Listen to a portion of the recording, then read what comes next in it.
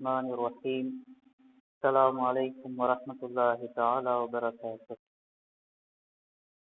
بسم الله الرحمن الرحيم الحمد لله رب العالمين نحمده ونستعينه ونستغفره ونتوكل عليه ونصلي ونسلم على حبيبه ونجيبه وخيرته في خلقه حافظ سره ومبلغ رسالاته بشير نعمته ونذير نغمته سيدنا أبي القاسم المصطفى محمد اللهم صل على محمد وآل محمد وعجل فرجه وعلى آله الأطيبين الأطهرين المنتجبين الهداة المهديين في من بقية الله في الأرضين وصلى الله على أئمة المؤمنين وهداة المستضعفين وحماة المؤمنين وقال الله الحكيم في كتابه بسم الله الرحمن الرحيم ولقد كتبنا في الزبور من بعد الذكر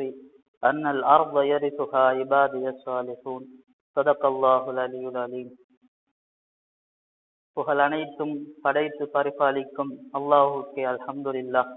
இறைவனது சலாமும் சாந்தியும் சலவாத்தும் இறுதி தூதர் ஸல்லல்லாஹு அலைஹி வஸல்லம் அவர்கள் மீதும் அவர்களது அஹ்லுல் பைத்துக்களான இமாம்களின் மீதும் என்றென்றும் உண்டாகட்டும்.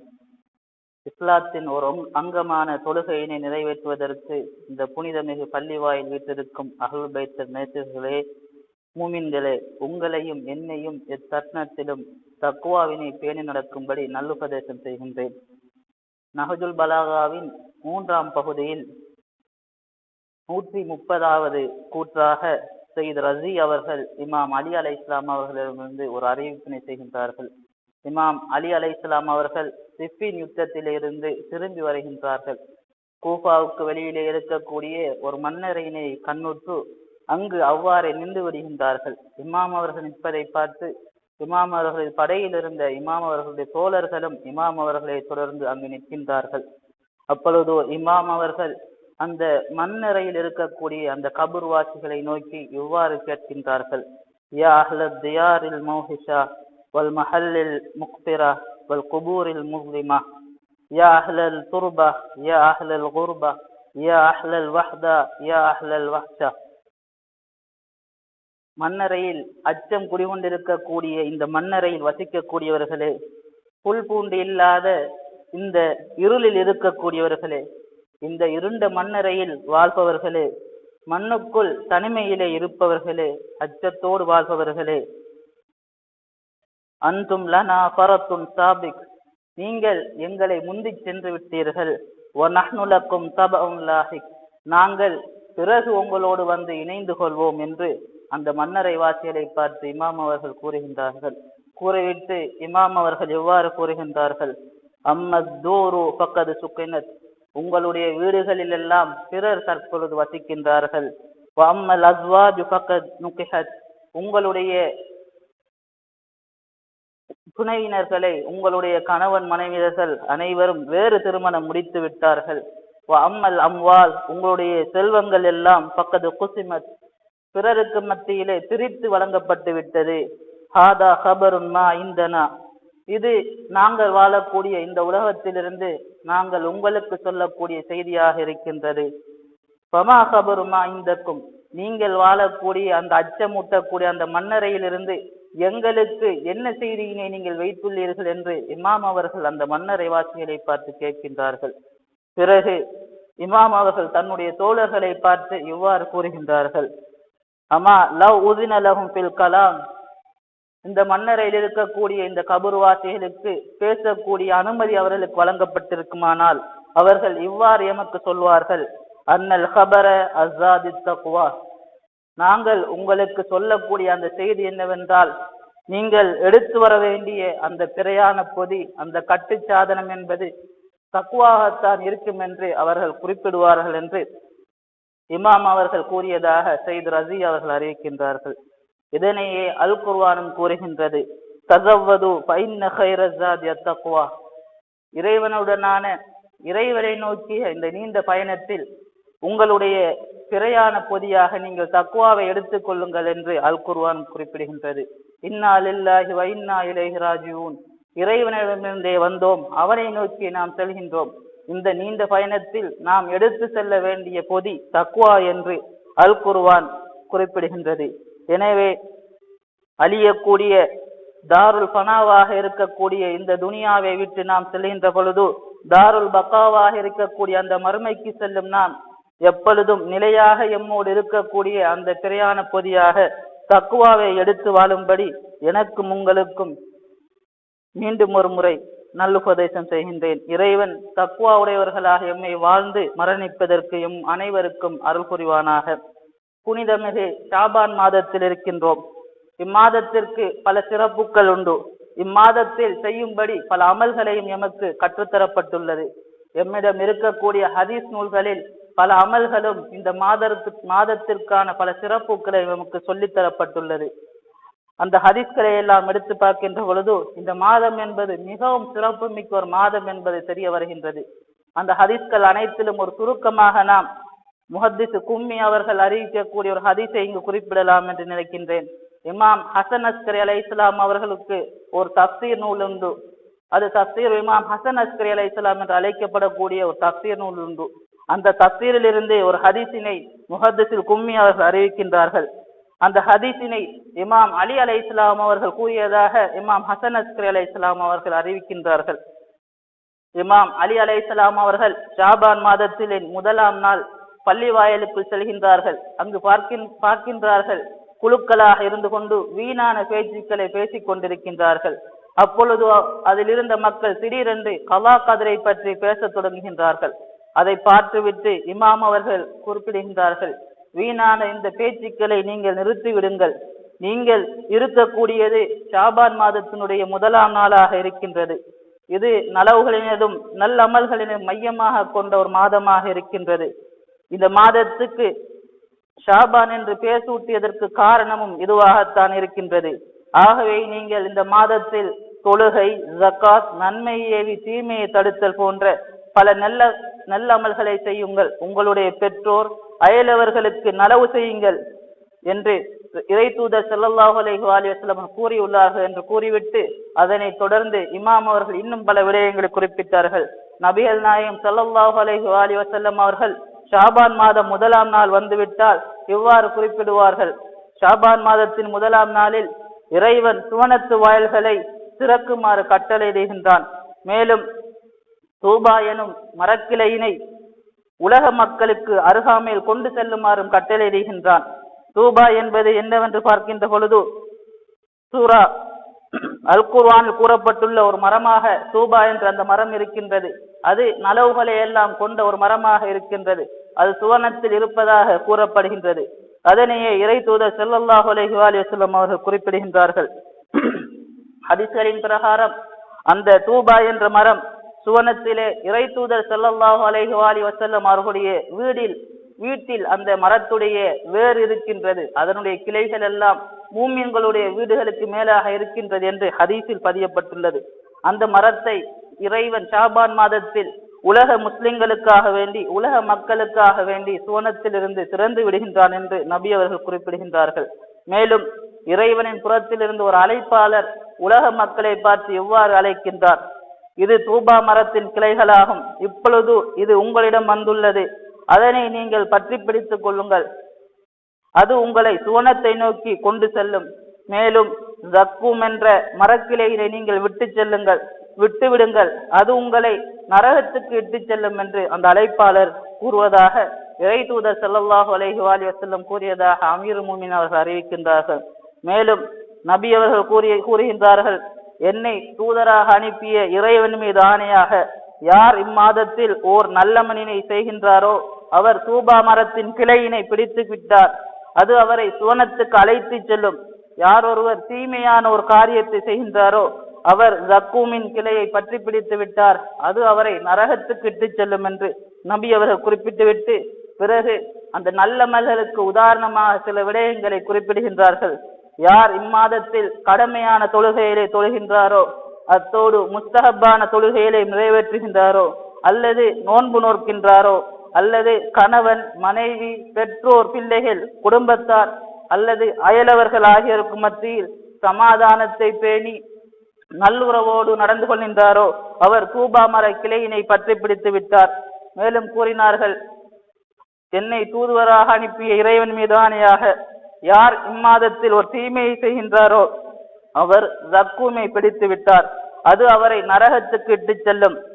யார் கடமையான தொழுகைகளில் அலட்சியமாக இருக்கின்றாரோ அல்லது தனக்கு தேவையுண்டு என்று ஒருவர் தன்னிடம் வந்து கூறி அதை நிறைவேற்றும் சக்தி இருந்தும் அதை யார் செய்யவில்லையோ அல்லது கடனை திருப்பி தர முடியாத ஒரு கடனாளி தான் ஏன் அதை தர முடியாமல் இருக்கின்ற என்ற காரணத்தை கூறியும் அது சரியான காரணமாக இருந்தும் அதை ஏற்க மறுக்கின்றாரோ அல்லது கணவன் மனைவி பெற்றோர் பிள்ளைகள் அயலவர்களுக்கு மத்தியில் பிரச்சனைகளை மூட்டி அவர்களுக்கு மத்தியிலே சண்டைகளை உருவாக்குகின்றாரோ அல்லது பிறருக்கு தான் கொடுக்க வேண்டிய கடனினை தான் தரமாட்டேன் என்று வம்பு பண்ணுகின்றாரோ அல்லது பொய் உரைக்கின்றாரோ அல்லது அனாதைகளை அரவணைக்காமல் விட்டுவிடுகின்றாரோ அல்லது வீணான இசை நிகழ்ச்சிகளில் கலந்து கொள்கின்றாரோ அல்லது பிறருக்கு அநீதி இழைத்து தான் செய்யக்கூடிய தவறுகளை அது தவறல்ல என்று காண்கின்றாரோ இது அனைத்தும் தீமைகளாக இருக்கின்றது என்று நபி அவர்கள் குறிப்பிட்டார்கள். எனவே இந்த மாதத்தில் யார் ஒருவர் இவ்வாறான பாவங்களை செய்கின்றாரோ அவர் ஜக்கூம் எனும் மரக்கிளையை பிடித்து விடுகின்றார், அது அவரை நரகத்துக்கு செல்லும் என்று நபி அவர்கள் குறிப்பிட்டதாக அமீர் மூமின் அவர்கள் அறிவிக்கின்றார்கள். மேலும் இம்மாதத்தில் செய்யும்படி பல அமல்கள் எமக்கு கற்றுத்தரப்பட்டுள்ளன. நாம் 2 வகையான அமல்களை பார்க்கலாம். ஒன்று பொதுவான அமல்கள், இது இந்த மாதம் முழுமையாக செய்ய வேண்டிய அமல்களாக இருக்கின்றது. உதாரணமாக நோன்பு நோற்றல், இஸ்திக்ஃபார் செய்தல், ஒவ்வொரு நாளும் இறை தூதர் ஸல்லல்லாஹு அலைஹி வஸல்லம் மீதும் அவர்களுடைய குடும்பத்தார் மீதும் ஸலவாத்து கூறுதல் போன்ற விடயங்கள், அதேபோல் முனாஜாத்து ஷாபானியா போன்ற துவாக்கள் இந்த மாதத்தில் தினமும் செய்ய வேண்டிய அமலாக இருக்கின்றது. அதேபோல் குறிப்பிடப்பட்ட சில தினங்களில் செய்ய வேண்டிய அமல்களும் இருக்கின்றது. உதாரணமாக பிறை 13, 14, 15 தினங்களில் செய்யப்பட வேண்டிய அமல்கள் இருக்கின்றது. இமாம் ஜாஃபர் சாதிக் அலைஹிஸ்ஸலாம் அவர்கள் குறிப்பிட்டதாக ஒரு ஹதீஸ் உள்ளது. இறைவன் முன் சென்ற சமூகத்திற்கு வழங்காத 3 பெருமதியான விடயங்களை இறை தூதர் ஸல்லல்லாஹு அலைஹி வஸல்லம் அவர்களுடைய சமூகத்திற்கு வழங்கியிருக்கின்றான். அது ரஜப், ஷாபான் மற்றும் ரமலான் மாதங்களாகும். அதேபோல் முன் சென்ற சமூகத்திற்கு வழங்காத 3 இரவுகளை இறை தூதருடைய சமூகத்திற்கு இறைவன் வழங்கி இருக்கின்றான். அது பிறை 13, பிறை 14, பிறை 15 இரவுகளாகும். மேலும் முன் சென்ற சமூகத்திற்கு வழங்காத மிகவும் சிறப்பு மிக்க 3 சூறாக்களையும் இறைவன் இந்த சமூகத்துக்கு வழங்கியிருக்கின்றான். அது சூரா யாசீன், சூரா முல்க், சூரா இஹ்லாஸ் ஆகும். யார் இந்த 3 சிறப்புகளையும் ஒன்றாக இணைக்கின்றாரோ அவர் பெருமதியான விடயங்களை ஒன்றிணைத்து விட்டார் என்று இமாம் சாதிக் அலைஹிஸ்ஸலாம் அவர்கள் குறிப்பிட்டார்கள். அப்பொழுது இமாம் அவர்களிடம் இந்த 3 விடயங்களையும் நாம் எவ்வாறு ஒன்றிணைக்க முடியும் என்று கேட்டதற்கு இமாம் அவர்கள் எவ்வாறு குறிப்பிட்டார்கள், யார் ரஜப், ஷாபான், ரமலான் ஆகிய இந்த மாதத்தில் வரக்கூடிய ஐயாமுல் பீல் என்று சொல்லக்கூடிய இந்த 3 இரவுகளும் பிறை 13, பிறை 14, பிறை 15 ஆகிய இந்த 3 இரவுகளிலும் ஒவ்வொரு நாளும் 2 ரக்காய் தொழுகையை தொழ வேண்டும். 13 இரவில் 2 ரக்காய் தொழுகை தொழ வேண்டும். ஒவ்வொரு ரக்காயத்திலும் சூரா ஃபாத்திஹாவுக்கு பிறகு சூரா யாசீன், சூரா முல்க், சூரா இஹ்லாஸை அவர் ஓத வேண்டும். இவ்வாறு 2 ரக்காய் தொழுகை. பிறை 14 4 ரக்காய் தொழுகை, ஒவ்வொரு ரக்காயத்திலும் இதை போன்று. பிறை 15 6 ரக்காயத் கொண்ட தொழுகை, 2 ரக்காயத்களாக தொழப்பட வேண்டும்.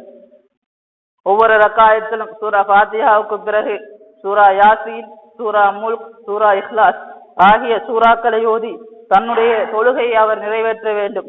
இவ்வாறு அவர் செய்வாராக இருந்தால் இந்த 3 சிறப்புகளையும் அவர் ஒன்றிணைத்து விடுவார் என்று இமாம் சாதிக் அலைஹிஸ்ஸலாம் அவர் குறிப்பிட்டார்கள்.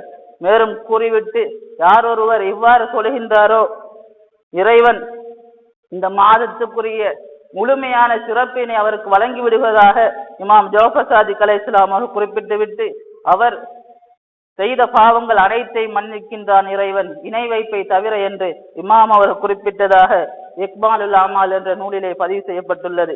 மேலும் இந்த ஷாபான் மாதத்தில் உள்ள மற்றும் ஒரு முக்கியமான இரவுதான் ஷாபான் பிறை 15 இரவாகும். இந்த இரவு மிகவும் சிறப்பு மிக்க ஒரு இரவாக இருக்கின்றது. இமாம் சாதிக் அலைஹிஸ்ஸலாம் அவர்களின் கூற்றின் பிரகாரம் அவருடைய தந்தை இமாம் பாக்கர் அலைஹிஸ்ஸலாம் அவர்கள் இந்த 15வது இரவை பற்றி கூறுகின்ற பொழுது, இறைவன் எவ்வாறு இறை தூதர் ஸல்லல்லாஹு அலைஹி வஸல்லம் அவர்களுக்கு லைலத்துல் கத்ரை வழங்கினானோ அவ்வாறு அஹ்லுல் பைத்துக்களான எங்களுக்கு இமாம்களுக்கு ஷாபான் 15 இரவினை வழங்கியுள்ளான். மேலும் யார் ஒருவர் இந்த இரவில் பாவ காரியத்தை தவிர எதனை இறைவனிடம் கேட்கின்றாரோ அவ் அனைத்தையும் இறைவன் வழங்குவதாக இமாம் பாக்கர் அலைஹிஸ்ஸலாம் அவர்கள் கூறியிருக்கின்றார்கள். இந்த இரவில் மற்றும் ஒரு சிறப்பு தான் எம்முடைய காலத்தின் இமாம் மஹதி அலைஹிஸ்ஸலாம் அவருடைய பிறப்பு இந்த இரவிலே இடம்பெற்றிருக்கின்றது. இன்ஷா அல்லாஹ் இந்த புனிதமான மாதத்தை பயன்படுத்தி எம்முடைய அஹ்லுல் பைத் இமாம்கள் இறை தூதர் ஸல்லல்லாஹு அலைஹி வஸல்லம் அவர்கள் கற்றுத்தந்த இந்த விடயங்களை நாம் நிறைவேற்றி இந்த மாதத்தை சிறப்புப்படுத்திய மூமின்களில் இறைவன் எம் அனைவரையும் ஆக்கி அருள்வானாக. பிஸ்மில்லாஹிர் ரஹ்மானிர் ரஹீம். குல் ஹுவல்லாஹு அஹத் அல்லாஹு ஸமத் லம் யலித் வலம் யூலத் வலம் யகுல் லஹு குஃபுவன் அஹத்.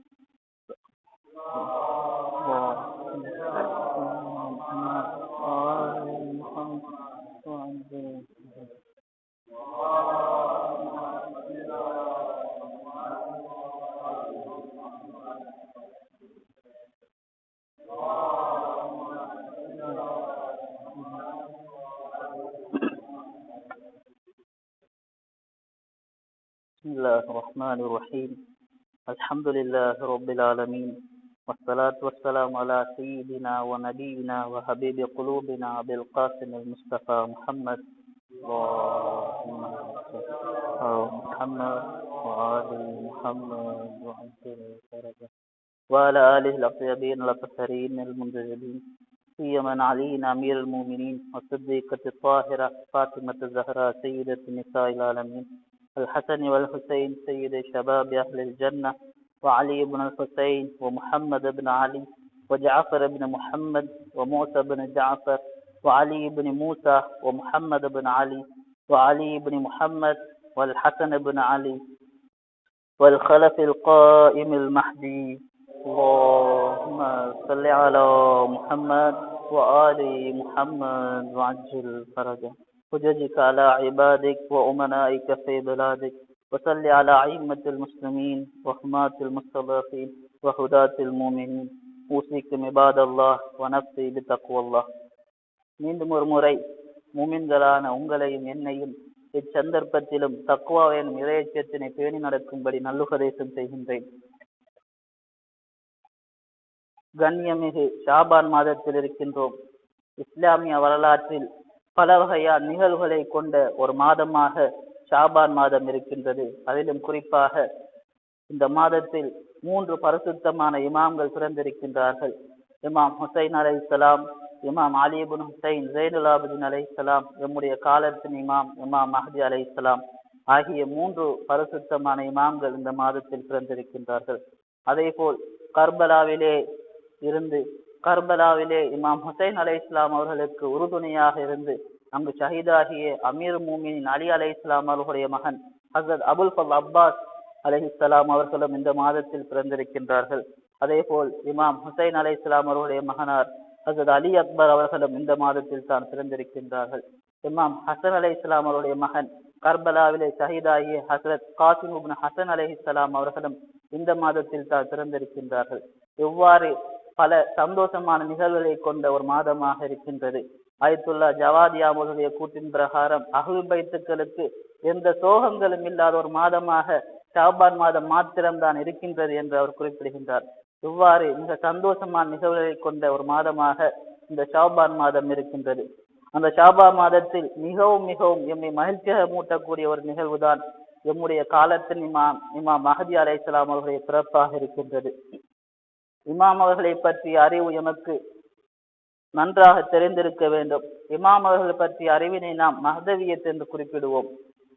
மஹ்தவியத் என்ற கோட்பாடு என்பது இமாமத் கோட்பாட்டில் மிகவும் முக்கியமான ஒரு கோட்பாடாக ஒரு சிந்தனையாக இருக்கின்றது. அதாவது 12வது இமாம் மஹதி அலைஹிஸ்ஸலாம் அவர்கள் மறைந்து வாழ்கின்றார்கள், அவர்கள் மீண்டும் வருவார்கள் என்பதே அந்த கோட்பாடாக இருக்கின்றது. அந்த கோட்பாட்டை முன்மொழிவதன் நோக்கம் என்ன, அதன் பலன் என்ன என்பதை நாம் தெரிந்து கொள்வதற்கு முன்னர் அதனை நாம் எதற்காக பேச வேண்டும் என்பதை நமக்கு விடை தெரிய வேண்டும். நாம் ஏன் மஹ்தவியத்தை பற்றி பேச வேண்டும் என்பதற்கு நமக்கு சரியான ஒரு விடை தெரிய வேண்டும். இந்த கேள்விக்கான பதிலினை இறை தூதர் ஸல்லல்லாஹு அலைஹி வஸல்லம் அவர்களே கூறியிருக்கின்றார்கள். நான் கூறப்போகும் இந்த ஹதீஸ் ஷியாக்கள் சுன்னாக்கள் என்று அனைவர்களுடைய கிரந்தங்களில் பதியப்பட்டுள்ள ஒரு ஹதீஸாக இருக்கின்றது. இறை தூதர் ஸல்லல்லாஹு அலைஹி வஸல்லம் குறிப்பிட்டார்கள், மன் மாத்த வலம் யாரிஃப் இமாம ஜமானிஹி மாத்த மீத்தல் ஜாஹிலியா. யார் தன்னுடைய காலத்து இமாமை அறியாமல் மரணிக்கின்றாரோ அவர் ஜாஹிலியத்தில் மரணித்து விட்டார் என்று இறை தூதராக கூறியிருக்கின்றார்கள். இது கமாலுத்தீன் வ தமாமுன் நியமா என்ற ஷியாக்களின் நூல் பாகம் 2 பக்கம் 409 பதியப்பட்டுள்ளது. அதே போல் மன் மாத்த பிகைர் இமாமின் மாத்த மீத்தன் ஜாஹிலியா அஹ்லுசுன்னாக்கள் நூட்களில் ஒன்றான மூஜமுல் கபீர் பாகம் 19 பக்கம் 388 பதியப்பட்டுள்ளது. அதே போல் மன் மாத்த வலைசபி உனுகஹி பைஅ மாத்த மீத்தன் ஜாஹிலியா. யார் ஒருவர் தன்னுடைய இமாமுக்கு பையத் செய்யாமல் மரணிக்கின்றாரோ அவர் ஜாஹிலியத்தில் மரணித்ததாக ஒரு ஹதீஸ் சஹீஹ் முஸ்லிம் பாகம் 3 பக்கம் 1478 பதியப்பட்டுள்ளது. அதே போல் மன் மாத்த லைஸ அலைஹி இமாமுன் ஃபமீத்தத்துன் ஜாஹிலியா. யார் ஒருவர் தனக்கு இமாம் இல்லாமல் மரணிக்கின்றாரோ அவர் ஜாஹிலியத்தில் மரணித்ததாக மூஜமுல் அவுசத் என்ற நூலில் பாகம் 3 பக்கம் 361 பதியப்பட்டுள்ளது. இவ்வாறு மன் மாத்த என்று தொடங்கக்கூடிய இந்த ஹதீஸ் ஷியா சுன்னாக்களுக்கு மத்தியில் பிரபல்யமான ஒரு ஹதீஸாக இருக்கின்றது. இந்த ஒரு ஹதீஸை போதும் நாம் ஏன் தம்முடைய காலத்தின் இமாமை பற்றி பேச வேண்டும் என்று. யார் ஒருவர் காலத்தின் இமாமை பற்றி அறியாமல் மரணிக்கின்றாரோ அவர் ஜாஹிலியத்தில் மரணிக்கின்றார். இமாம் ஜௌஃபர் சாதிக் அலைஹிஸ்ஸலாம் அவர்களிடம் கேட்கப்பட்டது. இறை தூதர் அவர்கள் கூறினார்கள், மன் மாத்த வலம் யரிஃப் இமாம ஜமானிஹி மாத்த மீத்தத் ஜாஹிலியா என்றால் என்ன, அவர் ஜாஹிலியத்தில் மரணித்தவரா என்று கேட்க இமாம் அவர் குறிப்பிட்டார், இல்லை, ஜாஹிலியத்துல் குஃப் வன் நிஃபாக், அவர் இறை நிராகரிப்பிலும் நயவஞ்சகத்தில் மரணித்த ஒருவர் என்று இமாம் அவர்கள் இந்த ஹதீஸுக்கு விளக்கம் அளித்திருக்கின்றார்கள். எனவே இமாம் மஹதி அலைஹிஸ்ஸலாம் அவர்களை பற்றி தெரிந்திருப்பது ஒவ்வொரு மூமின் மீதும் கடமையாக இருக்கின்றது. குறிப்பாக இமாமியா கோட்பாட்டை பின்பற்றக்கூடிய எம் அனைவருக்கும் பருள் ஐனாக இருக்கின்றது, வாஜிபுல் ஐனாக இருக்கின்றது. நாம் அனைவரும் அதனை அழகிய முறையில் அறிந்திருக்க வேண்டும். இமாம் மஹதி அலைஹிஸ்ஸலாம் அவர்களை பார்க்கின்ற பொழுது அவர் ஹிஜ்ரி 255 ஷாபான் மாதம் பிறை 15 பிறக்கின்றார்கள். அவருடைய தந்தை 11வது இமாம் ஹசன் அஸ்கரி அலைஹிஸ்ஸலாம் அவர்கள். அவருடைய தாய் ஹசரத் நர்ஜீஸ் அவர்கள் ரோம் பேரரசின் இளவரசியாக இருந்தவர்கள். இமாம் ஹாதி அலைஹிஸ்ஸலாம் அவர்களுடைய கட்டளை கிளங்க அவர் ரோமிலிருந்து பக்தாதுக்கு வருகின்றார்கள். இமாம் ஹாதி அலைஹிஸ்ஸலாம் அவர்களுடைய மகன் 11வது இமாம் ஹசன் அஸ்கரி அலைஹிஸ்ஸலாம் அவர்களை அவர் திருமணம் முடிக்கின்றார்கள். அவர்களுக்கு பிறப்பதுதான் இமாம் மஹதி அலைஹிஸ்ஸலாம் அவர்கள். இறை தூதர் ஸல்லல்லாஹு அலைஹி வஸல்லம் கூறினார்கள், என்னுடைய குடும்பத்தில் மஹதி என்று ஒருவர் வருவார், அவர் அநீதிக்கு எதிராக கொடி எழுப்புவார், அநீதியான ஆட்சியாளர்கள் அழிப்பார் என்று நபி அவர்கள் குறிப்பிட்டிருந்தார்கள். இந்த ஹதீஸை அறிந்திருந்த அந்த கால ஆட்சியாளர்கள் எல்லாம் இமாம்களை தங்களுடைய கட்டுப்பாட்டில் வைக்க வேண்டும் என்பதற்காக வேண்டி இமாம் ஜவாத் அலைஹிஸ்ஸலாம் அவருடைய காலத்தில் இருந்து அனைத்து இமாம்களையும் பக்தாதிற்கு அழைத்து வந்து அந்த ஆட்சியாளர்களின் அப்பாசி ஆட்சியாளர்களின் கோட்டைகளில் வைத்து அவர்களை பாதுகாத்து அவர்களை கண்காணித்து வந்தார்கள். இதன் காரணமாக இமாம் ஹசன் அஸ்கரி அலைஹிஸ்ஸலாம் அவர்களுடைய திருமணமும் மிகவும் இரகசியமாக நடைபெற்றது. எந்த அளவுக்கு என்றால் இமாம் மஹதி அலைஹிஸ்ஸலாம் அவர்களுடைய தாய் ஹசரத் நர்ஜீஸ் அவர்கள் கருவுற்றிருந்தது கூட யாருக்கும் தெரிந்திருக்கவில்லை. இமாம் அவர்களுடைய மாமி இமாம் ஜவாத் அலைஹிஸ்ஸலாம் அவருடைய மகள் அன்னை ஹக்கீமா அவர்கள் ஹிஜ்ரி 255 ஷாபான் பிறை 15 அன்றிரவு இமாம் ஹசன் அஸ்கரி அலைஹிஸ்ஸலாம் வீட்டுக்கு வருகின்றார்கள்.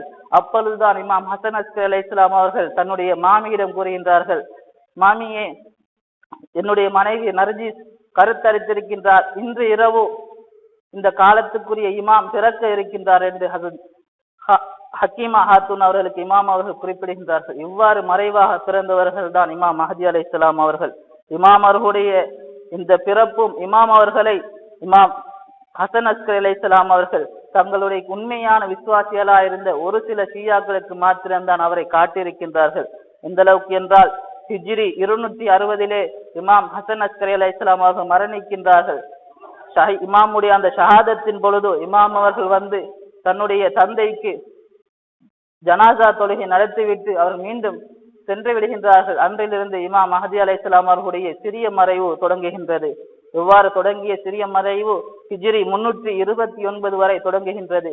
இந்த கிட்டத்தட்ட 70 வருடங்களாக இமாம் அவர்களுடைய அந்த சிறிய மறைவு இருக்கின்றது. இந்த சிறிய மறைவிலே இமாம் மஹதி அலைஹிஸ்ஸலாம் அவர்களுடைய பிரதிநிதிகளாக 4 நபர்களை இமாம் அவர்கள் தெரிவு செய்திருந்தார்கள்.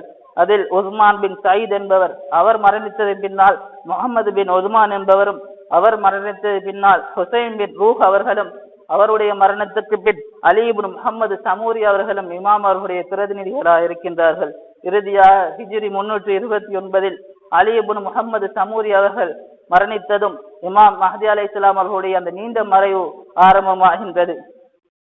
மீட்பாளர் ஒருவர் வருவார் என்று அனைத்து மதங்களிலும் அனைத்து வேதங்களிலும் கூறப்பட்டுள்ள ஒரு விடயமாக இருக்கின்றது. ஒவ்வொருவரும் தனிப்பட்ட பெயரை கொண்டு அவரை அழைக்கின்றார்கள்.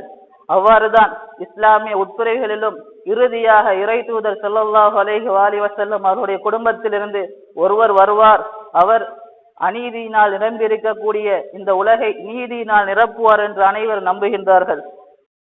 அஹ்லு சுன்னாக்கள் நூட்களில் ஒன்றான அபு தாவூத்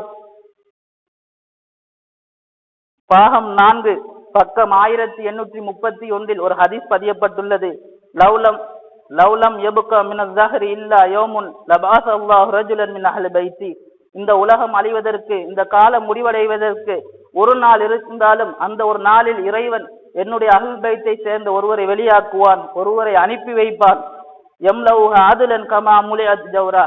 எவ்வாறு இந்த உலகம் அநீதியினால் சூழ்ந்திருக்கிறதோ, அநீதியினால் நிரம்பியிருக்கின்றதோ, அவ்வாறு இந்த உலகத்தை அவர் நீதியினால் நிரப்புவார் என்று அந்த ஹதீஸில் பதியப்பட்டுள்ளது. இந்த ஹதீஸினை, இவ்வாறான ஹதீஸினை ஷியாக்களும் அறிவிப்பு செய்கின்றார்கள், அஹ்லு சுன்னாக்களும் அறிவிப்பு செய்கின்றார்கள். இருப்பினும் அவர்களுக்கு மத்தியில் சில கருத்து வேறுபாடு இருக்கின்றது. அஹ்லு சுன்னாக்களில் சில அறிஞர்கள் இமாம் மஹதி அலைஹிஸ்ஸலாம் அவர்கள் பிறந்து விட்டார்கள் என்று குறிப்பிடுகின்றார்கள்.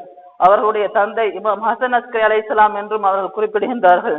ஆனால் அதிகமானவர்கள் இமாம் அவருடைய பிறப்பை பற்றி எதுவும் கூறவில்லை, அவர் வருவார் என்றுதான் அவர்கள் குறிப்பிடுகின்றார்கள்.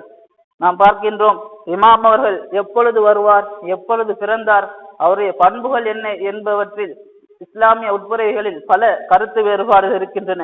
இருப்பினும் இமாமத் கோட்பாட்டை பின்பற்றக்கூடிய இமாமியாக்களாக எங்களுக்கு மத்தியில் அவ்வாறான ஒரு பிரிவினை இல்லை. மாறாக நாம் நிலையான ஒரு உறுதியான கொள்கையினை கொண்டிருக்கின்றோம். அதுதான் மஹ்தவியத் கோட்பாடாகும். இமாம் அவர்களுடைய மறைவு பற்றி ஏற்கனவே முன்னறிவிப்பு செய்யப்பட்டுள்ளது. இறை தூதர் ஸல்லல்லாஹு அலைஹி வஸல்லம் அவர்கள் கூறியுள்ளார்கள். அமீர் முஃமினீன் அலி அலைஹிஸ்ஸலாம் அவர்கள் குறிப்பிட்டுள்ளார்கள். அதே போல் ஏனைய இமாம்களும் இமாம் மஹதி அலைஹிஸ்ஸலாம் அவர்களுடைய மறைவு பற்றி குறிப்பிட்டிருக்கின்றார்கள்.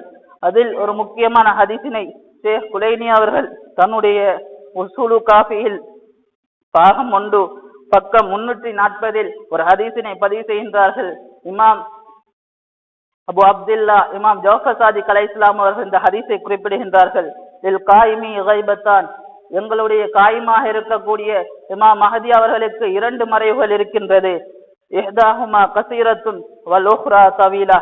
அதில் ஒன்று மிகவும் சுருங்கிய ஒரு சிறிய மறைவாக இருக்கின்றது, அது 70 வருடங்கள் கொண்ட அந்த மறைவாக இருக்கின்றது. அடுத்தது மிகவும் நீண்ட ஒரு மறைவாக இருக்கின்றது, அந்த மறைவு இதுவரை நீடித்துக் கொண்டே இருக்கின்றது. இமாம் அவர்கள் தொடர்ச்சியா இவ்வாறு குறிப்பிட்டார்கள், லா யாலும் பி மக்கானிஹி ஃபீஹா இல்லா ஹாஸத்தன் ஷியத்திஹி. அந்த முதலாவது மறைவிலே இமாம் அவர்கள் நெருங்கி இருக்கக்கூடிய மிகவும் முக்கியமான ஒரு சில குறிப்பிட்ட ஷியாக்கள் மாத்திரம்தான் அவர் இருக்கக்கூடிய இடத்தை அறிந்திருப்பார்கள். வல் உக்ரா, அந்த இரண்டாவது மறைவிலே லா யாலும் பி மக்கானிஹி ஃபீஹா இல்லா ஹாஸத்துல் மவாலி. அந்த இரண்டாவது மறைவிலே மிக மிக சுருக்கமாக இருக்கக்கூடிய, மிகவும் இமாம் அவர்களை அச்சு பிசகாமல் பின்பற்றக்கூடிய ஓர் இருவர்கள் தான் அந்த இமாம் அவர்களுடைய இடத்தை அறிந்திருப்பார்கள் என்று இமாம் சாதிக் அலைஹிஸ்ஸலாம் அவர்கள் குறிப்பிட்டிருக்கின்றார்கள். இவ்வாறான ஒரு மறைவினை இமாம் மஹதி அலைஹிஸ்ஸலாம் அவர்கள் கொண்டிருக்கின்றார்கள். இந்த ஹதீஸில் கைபத் என்ற ஒரு சொல் பயன்படுத்தப்படுகின்றது. கைபத் என்றால் என்ன என்று பார்க்கின்ற பொழுது இதற்கு 2 விதமான அர்த்தங்களை நாம் ஹதீஸ்களின் மூலம் கண்டுகொள்ளலாம். அதில் ஒரு அர்த்தம் என்னவென்றால், பார்வைக்கு புலப்படாமல் இருத்தல். உடல் ரீதியாக இமாம் அவர்களுடைய தோற்றத்தை யாரும் அறியாமல் இருக்கலாம். இமாம் மஹதி அலைஹிஸ்ஸலாம் அவர்கள் பிற மனிதர்கள் போன்று மக்களுக்கு மத்தியிலே வருவார். ஆனால் இறைவனுடைய ஆற்றலின் பிரகாரம் அவர்களுடைய மக்களுடைய பார்வை அந்த இமாமை பார்க்க முடியாது என்ற ஒரு அர்த்தத்தை நாம் கைபத் என்ற வார்த்தைக்கு வழங்க முடியும். இது பற்றி நாம் பார்க்கின்ற பொழுது இமாம் அலி அலைஹிஸ்ஸலாம் அவருடைய ஹதீஸினை ஷேக் நோமானி அவர்கள் தன்னுடைய அல் கைபா என்ற நூலிலே பதிவு செய்கின்றார்கள். இமாம் அவர்கள் சத்தியமிட்டு குறிப்பிடுகின்றார்கள், வரப்பி அலியின், அலியுடைய இறைச்சியின் மீது ஆணையாக நான் குறிப்பிடுகின்றேன், இன்ன ஹுஜ்ஜத்தஹ அலைஹா காயிமத்துன் மாஷியத்துன் ஃபி துருக்கிஹா, அவர்களுடைய இமாமாக இருக்கக்கூடிய அந்த ஹுஜ்ஜத் அவர்களுடைய பாதையிலே நடந்து செல்வார், தாஹிலத்துன் ஃபி தூரிஹா வ குசூரிஹா, அவர்களுடைய வீடுகளுக்குள் அவர் செல்கின்றார், அவர்களுடைய கோட்டைகளுக்குள் அவர் நுழைகின்றார், ஜவ்வாலத்துன் ஃபி ஷர்கி ஹாதில் அல் வல் கர்பிஹா, இந்த பூமியின் கிழக்கு மேற்கு எங்கும் அவர் நடந்து செல்கின்றார், அங்கு அவர் செல்கின்றார், தஸ்மவு கலாம், அவர்கள் பேசக்கூடிய அனைத்தையும் அவர் கேட்கின்றார், துசல்லிம் அலல் ஜமாஅ, அனைவருக்கும் அவர் சலாம் உரைக்கின்றார், ஒத்தரா, அவர் அனைவரையும் பார்க்கின்றார், வலாத்துரா இலல் வக்தி வல் வஅத், ஆனால் அவரை யாரும் பார்க்க மாட்டார்கள், இறைவன் சொல்லக்கூடிய அந்த நேரம் வரும் வரை அவரை யாரும் காண மாட்டார்கள் என்று இமாம் அவர் குறிப்பிட்டு விட்டு இறுதியாக எவ்வாறு குறிப்பிடுகின்றார்கள், அல்லா ஜாலிக்கல் யௌமு ஃபீஹி, அந்த இமாம் வெளிப்படக்கூடிய அந்த நாள், சுரூரு உல்தி அலியின், அலியுடைய பிள்ளைகளுக்கு மிகவும் சந்தோஷமான நாளாக இருக்கின்றது, வஷியத்திஹி, அவருடைய ஷியாக்களுக்கு மிகவும் மகிழ்ச்சிகரமான ஒரு நாளாக இருக்கின்றது என்று அமீர் மூமின் அவர்கள் குறிப்பிட்டிருக்கின்றார்கள். இந்த ஹதீஸின் பிரகாரம் இமாம் அவர்களுடைய மறைவு என்பது, அவர் மக்களுக்கு மத்தியில் இருக்கின்றார், அவர்களுடைய அனைத்து செயலையும் பார்க்கின்றார், அனைவருக்கும் சலாம் உரைக்கின்றார், ஆனால் அவரை யாரும் பார்க்க முடியாது என்று கூறப்படுகின்றது. அதே போல் இமாம் மஹதி அலைஹிஸ்ஸலாம் அவர்களுடைய பிரதிநிதிகளில் ஒருவராக இருந்த முகமது பின் உஸ்மான் அம்ரி அவர்கள் அறிவிக்கக்கூடிய ஒரு விடயம் உள்ளது. அவர் சத்தியமிட்டு குறிப்பிடுகின்றார், வல்லாஹ், அல்லாஹ் மீது ஆணையாக, இன்ன சாஹிப ஹாதல் அம் லா யஹ்துருல் மௌசிம், இமாம் மஹதி அலைஹிஸ்ஸலாம் அவர்கள் ஹஜ்ஜுடைய காலத்தில் அவர் ஹஜ்ஜிக்காக வருகின்றார்கள், அங்கு ஒவ்வொரு வருடமும் அவர் சமூகம் அளிக்கின்றார், குல்லு சனா, ஒவ்வொரு வருடமும் அவர் ஹஜ்ஜிக்காக வருகின்றார், எரன்னாஸ், மனிதர்களை பார்க்கின்றார், வயாரிஃபுஹும், அவர்களை அவர் நன்றாக அறிந்திருக்கின்றார், யார் யார் என்று அவர் அழகிய முறையில் அறிந்திருக்கின்றார், வயரவுனஹு, அவர்களும் இமாம் மஹதி அலைஹிஸ்ஸலாம் அவர்கள் பார்க்கின்றார்கள், வலா யாரிஃபுனஹு, ஆனால் அவர் யார் என்று அவர்களுக்கு யாருக்குமே தெரியாது என்று அவர் அவர் கூறுகின்றார். இதனை ஷேக் தூசி அவர்கள் தன்னுடைய அல் கைபா என்ற நூலில் பதிவு செய்யப்பட்டுள்ளார்கள். இவ்வாறு கைபத் என்பதற்கு இமாம் அவர்களுடைய மறைவுக்கு இரண்டு விதமான அர்த்தங்கள் வழங்கப்படுகின்றது. பார்ப்போம், இமாம் அவர்களுடைய மறைவு எதற்காக என்று பார்க்கின்ற பொழுது ஹதீஸ்களில் பலவிதமான அர்த்தங்கள் கூறப்படுகின்றன, பலவிதமான காரணங்கள் கூறப்படுகின்றது.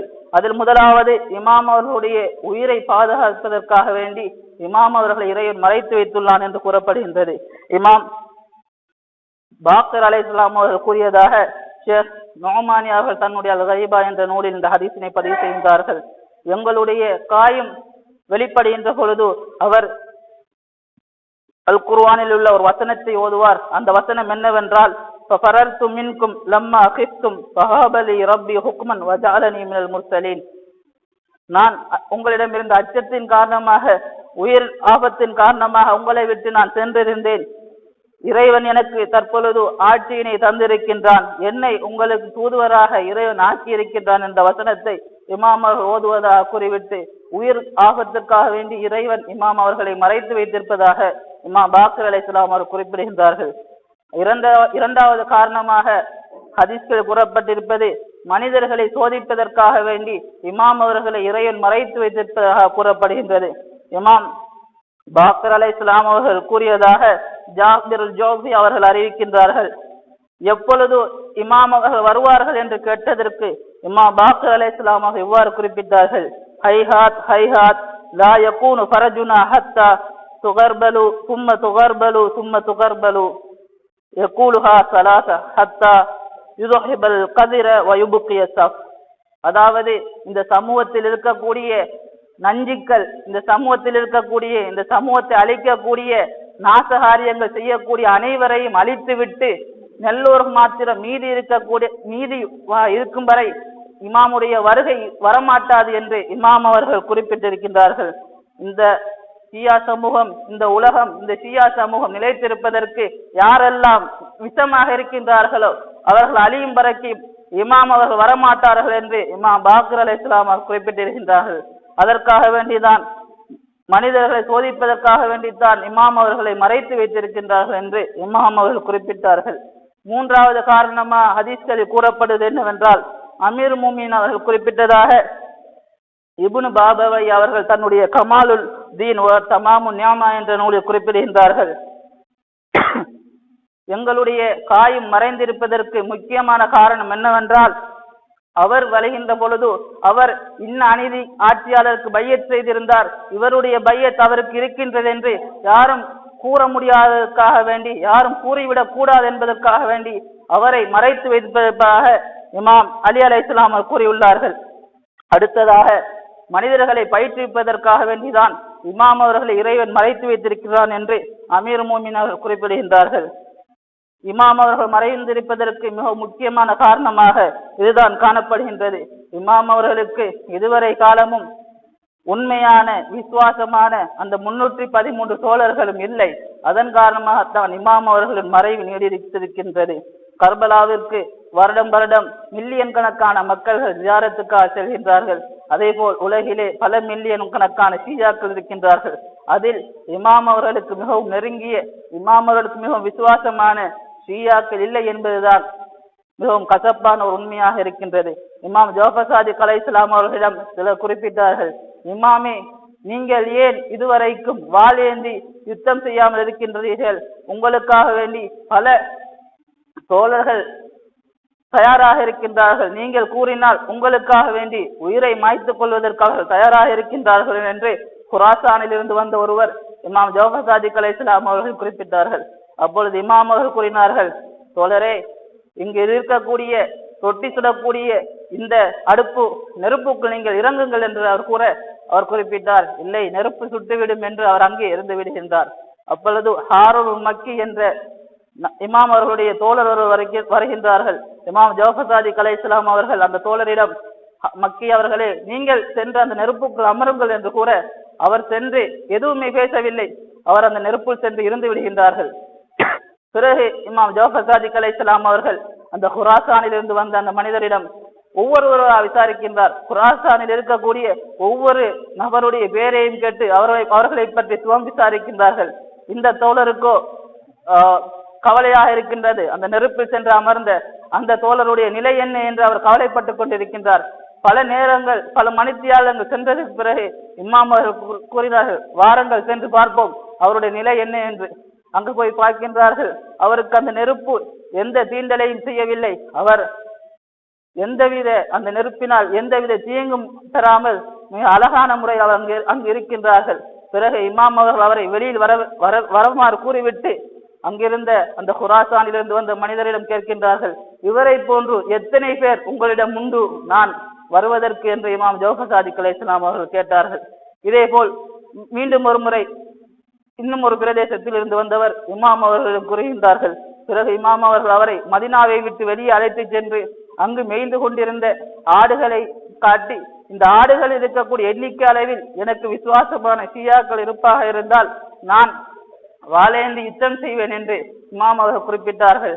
அங்கிருந்த ஒரு தோழர் குறிப்பிட்டார், இமாம் அவர்கள் சென்றதுக்கு பிறகு அந்த ஆடுகளை எண்ணி பார்த்தோம், அதில் 17 ஆடுகள் தான் இருந்தது என்று இமாம் அவருடைய காலத்தில் நடந்த நிகழ்வினை ஹதீஸ்களில் பார்க்கக்கூடியதாக இருக்கின்றது. இமாம் அவர்களுக்கு, இமாம் ஜாஃபர் சாதிக் அலைஹிஸ்ஸலாம் அவர்களுக்கு 4000க்கு மேற்பட்ட தோழர்கள் இருந்ததாக ஹதீஸ்களில் கூறப்படுகின்றது. அவ்வாறு இருந்த இமாம் அவர்களுக்கு இந்த நிலை என்றால் இமாம் மஹதி அலைஹிஸ்ஸலாம் அவர்களுக்கு எவ்வாறு இருக்கும்? அதன் காரணமாகத்தான் இமாம் அவர்கள் மறைவு இருப்பதாக அமீர் மோமின் அவர்கள் குறிப்பிடுகின்றார்கள். மேலும் இமாம் பாக்கர் அலைஹிஸ்ஸலாம் கூறக்கூடிய ஒரு ஹதீஸ் உண்டு, இதா கலபல்லாஹு தஆலா அலா கல்கிஹி, இறைவன் தன்னுடைய படைப்புகள் மீது கோபம் கொண்டால் நஜ்ஜான் அன் ஜிவாரிஹிம், அவர்களுக்கு அருகில் இருந்து எங்களை தூரப்படுத்தி விடுவான் என்று இமாம் பாக்கர் அலைஹிஸ்ஸலாம் அவர் கூறியிருக்கின்றார்கள். இறைவனுடைய கோபத்துக்கு ஒரு சமூகம் உள்ளாதவனுமா இருந்தால் அந்த சமூகத்தை விட்டும் எங்களை அவன் தூரப்படுத்தி விடுவான் என்று இமாம் பாக்கர் அலைஹிஸ்ஸலாம் கூறியிருக்கின்றார்கள். மேலும் இவ்வாறு மறைவாக இருக்கக்கூடிய ஒரு இமாம் எமக்கு என்ன பலனை தர வேண்டும் என்ற ஒரு கேள்வியும் எழ முடியும். மறைவாக ஒருவர் இருக்கின்றார், அவரால் நாங்கள் என்ன பிரயோசனத்தை அடைவோம் என்ற கேள்வி எமக்கு இருக்க முடியும். அந்த கேள்விக்கு இமாம் மஹதி அலைஹிஸ்ஸலாம் அவர்களை பதிலளிக்கின்றார்கள். அம்மா வஜூல் இன்கிதாஇபி ஃபீ கைபதி, இந்த மறைவான இந்த காலப்பகுதியிலே எனக்கும் உங்களுக்கும் இருக்கக்கூடிய தொடர்பு துண்டிக்கப்பட்டிருப்பதற்கு காரணம் என்னவென்றால், இந்த துண்டிப்பு எவ்வாறான துண்டிப்பு என்றால்,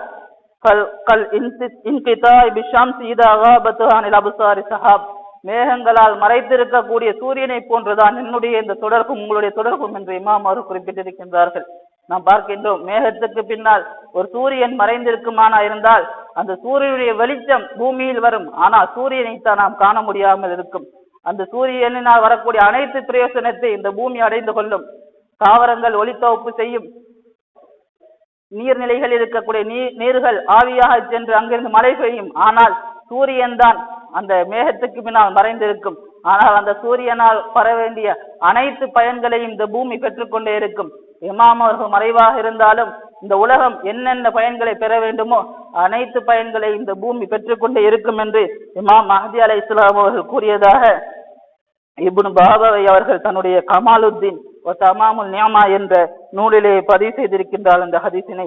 எனவே இமாம் மஹ்தி அலைஹிஸ்ஸலாம் அவர்கள் மறைந்திருக்கக்கூடிய இந்த காலத்தில் இமாம் அவர்களை பற்றி நாம் நன்கு அறிந்திருப்பது எம் அனைவருக்கும் தலையாய கடமையாக இருக்கின்றது. எனவே இமாம் அவர்களை அறிந்து இமாமத்துடைய நோக்கத்தை விளங்கி இமாமத்தை பின்பற்றக்கூடிய உண்மையான மூமின்களை எம் அனைவரையும் இறைவன் ஆக்கி அருள்வானாக. பிஸ்மில்லாஹிர் ரஹ்மானிர் ரஹீம். குல் ஹுவல்லாஹு அஹத் அல்லாஹு ஸமத் லம் யலித் வலம் யூலத் வலம் யகுல் லஹு குஃபுவன் அஹத். ஸதகல்லாஹுல் அலியுல் அலீம். அஸ்ஸலாமு அலைக்கும் வரஹ்மத்துல்லாஹி தஆலா வபரகாத்துஹு.